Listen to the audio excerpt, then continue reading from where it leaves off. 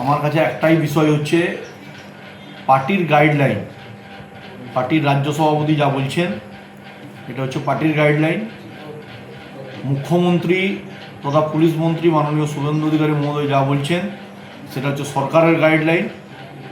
এর বাইরেও আমাদের একটা থার্ড আই আছে, সেটা হচ্ছে বিচার পরিবারের গাইডলাইন।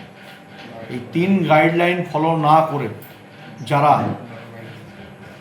ব্যক্তি প্রচার প্রসার আর ব্যক্তির প্রভাব খাটানোর জন্য কোথাও যদি ইনডিসিপ্লিন ওয়েতে যাওয়ার চেষ্টা করেন তাদের পরিণতি ভালো হবে না, এটা তাদেরকে বুঝতে হবে। কারণ এই পার্টির নাম হচ্ছে বিজেপি, এখানে কাউকে মালিক বানানো হয় না, এখানে সেলফ বলে কিছু বিষয় নেই। এখানে যা সিদ্ধান্ত নেওয়া হয় সেটা হচ্ছে কমন ডিসিশন।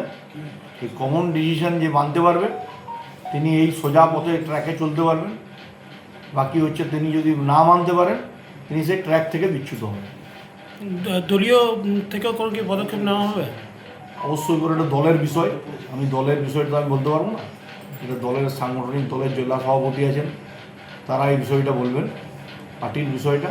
আমি প্রশাসনের বিষয় একটা বলতে পারি, প্রশাসনিক ক্ষেত্রে কোনো মানুষ যদি অসুবিধায় পড়ে, মানুষের উপর অত্যাচার সংঘটিত হয়, তার যদি পুলিশ তদন্ত করে সত্যতা পায়, পুলিশ আইনের পথে চলবে এবং পুলিশ তা কার্যকর করবে। কারণ এখানে আর আইনের শাসন আছে, এখানে শাসকের আইন নেই। বাংলায় আইনের শাসন প্রতিষ্ঠা হয়েছে। বাংলা হান্টের আরও খবর দেখতে নজর রাখুন। বাংলা খবর মানেই বাংলা হান্ট।